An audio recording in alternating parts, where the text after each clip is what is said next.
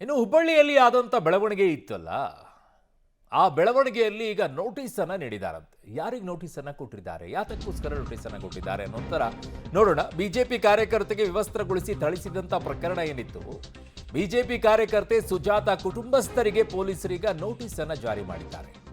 ಸುಜಾತ ತಾಯಿ ಕಮಲಮ್ಮ ಸಹೋದರನಿಗೆ ನೋಟಿಸ್ ಅನ್ನ ಜಾರಿ ಮಾಡಿದ್ದಾರೆ. ವಿಚಾರಣೆಗೆ ಬರಬೇಕು ನೀವು ಅಂತ ಕೇಶವಾಪುರ ಠಾಣೆ ಪೊಲೀಸರಿಗೆ ನೋಟಿಸ್ ಅನ್ನ ಕೊಟ್ಟಿದ್ದಾರೆ. ಸರ್ವೆಗೆ ಬಂದಿದ್ದ ಬಿಎಲ್ಒ ನಂದಿನಿ ಮೇಲೆ ಹಲ್ಲೆ ಪ್ರಕರಣದಲ್ಲಿ ಈ ನೋಟಿಸ್ ಅನ್ನ ನೀಡಲಾಗಿದೆ. ಬಿಜೆಪಿ ಕಾರ್ಯಕರ್ತೆಗೆ ವಿವಸ್ತ್ರಗೊಳಿಸಿ ಥಳಿಸಿದಂತ ಪ್ರಕರಣದಲ್ಲಿ ಈಗ ಸುಜಾತ ಅವರ ತಾಯಿ ಸಹೋದರನಿಗೆ ನೋಟಿಸ್ ಅನ್ನ ಕೊಟ್ಟಿದ್ದಾರೆ. ಬಿಎಲ್ಒಗೆ ನಿಂದನೆ ಮಾಡಿರುವಂಥದ್ದು, ಹಲ್ಲೆ ಮಾಡಿರುವಂಥ ಪ್ರಕರಣಕ್ಕೆ ಸಂಬಂಧಪಟ್ಟಂತೆ ಈಗ ಕರೆಸಿ ವಿಚಾರಣೆಯನ್ನ ಮಾಡಲಿದ್ದಾರೆ. ನೋಟಿಸ್ ಮೂಲಕವಾಗಿ ಹೇಳಿದ್ದಾರೆ ಬನ್ನಿ ಅಂತ ಹೇಳಿ. ಬಿಎಲ್ಒ ನಂದಿನಿ ಮೇಲೆ ಹಲ್ಲೆ ಪ್ರಕರಣದಲ್ಲಿ ಈ ನೋಟಿಸ್ ಅನ್ನ ನೀಡಿರೋದು. ಸೊ ಅವರ ತಾಯಿ ಮತ್ತು ಸಹೋದರ ಇಬ್ಬರಿಗೂ ಕೂಡ ನೋಟಿಸ್ ಅನ್ನ ನೀಡಿದ್ದಾರೆ. ಕಾರಣ ಸುಜಾತ ಅವರು ಈಗಾಗಲೇ ನ್ಯಾಯಾಂಗ ಬಂಧನದಲ್ಲಿದ್ದಾರೆ. ಸೊ ಹಾಗಾಗಿ ಈಗ ಅವರ ತಾಯಿ ಮತ್ತು ಸಹೋದರನ್ನು ಕೂಡ ಕರೆಸಿ ವಿಚಾರಣೆಗೆ ಒಳಪಡಿಸ್ತಾ ಇದ್ದಾರೆ. ಆ ನಿಟ್ಟಿನಲ್ಲೇ ನೋಟಿಸ್ ಅನ್ನ ಕೊಟ್ಟಿದ್ದಾರೆ. ಅವ್ರನ್ನು ಕೂಡ ವಶಕ್ಕೆ ಪಡ್ಕೊಂಡ್ರು ಕೂಡ ಅಚ್ಚರಿಯನ್ನು ಪಡಬೇಕಾಗಿಲ್ಲ. ಇದರಲ್ಲಿ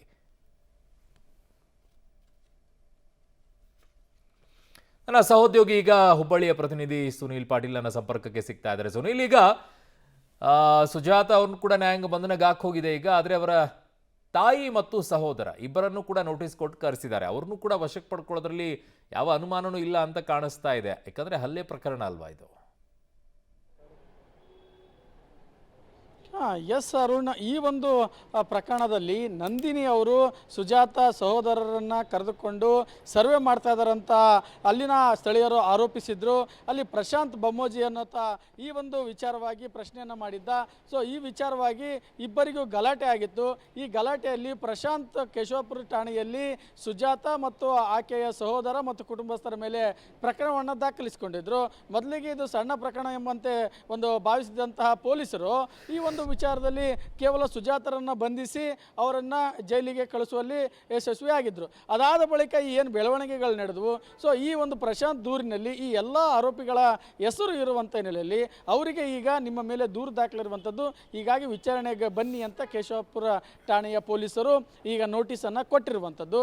ಇಲ್ಲಿ ವಿಶೇಷವಾಗಿ ಈ ತನಿಖೆ ಯಾವಾಗ ಆರಂಭ ಆಯಿತು ಅಂದರೆ, ನಿನ್ನೆ ಯಾವಾಗ ಈ ಒಂದು ವಿಚಾರಣೆಯನ್ನು ಶಿವರಾಜ್ ACP ಅವರಿಗೆ ವಹಿಸ್ತಾರೋ, ಅಲ್ಲಿ ಸತ್ಯಾಸತ್ಯತೆಯನ್ನು ಕೊಡುವಂತೆ ಕಮಿಷನರ್ ಅವರು ಸೂಚನೆ ನೀಡ್ತಾರೋ, ಈ ಒಂದು ಶಿವರಾಜ್ ಅವರ ಟೀಮು ಈಗ ಆಕ್ಟಿವ್ ಆಗಿ ಕೆಲಸ ಮಾಡ್ತಾ ಇದೆ.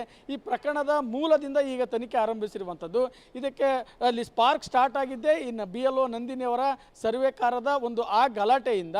ಇಲ್ಲಿ ಯಾರ ಮೇಲೆ ಯಾರು ಹಲ್ಲೆ ಮಾಡಿದರು, ಸುವರ್ಣ ಕಲ್ಕುಂಟ್ಲ ಅವರು ಈ ಒಂದು ಫ್ಯಾಮಿಲಿ ಮೇಲೆ ಹಲ್ಲೆ ಮಾಡಿದರು, ಅಥವಾ ಸುಜಾತ ಸುವರ್ಣ ಕಲ್ಕುಂಟ್ಲ ಮತ್ತು ಪ್ರಶಾಂತ್ ಬೊಮ್ಮಾಜಿ ಮೇಲೆ ಹಲ್ಲೆ ಮಾಡಿದ್ರು ಅನ್ನೋ ಸತ್ಯಾಸತ್ಯತೆ ತಿಳಿಯಲು ಈಗ ನೋಟಿಸ್ ಕೊಟ್ಟು ವಿಚಾರಣೆಗೆ ಹಾಜರಾಗುವಂತೆ ಸೂಚನೆ ನೀಡಿರುವಂಥದ್ದು. ಅರುಣ್. ಓಕೆ ಸುನೀಲ್, ನಿಮ್ಮೆಲ್ಲ ಮಾಹಿತಿಗೆ ಧನ್ಯವಾದಗಳು.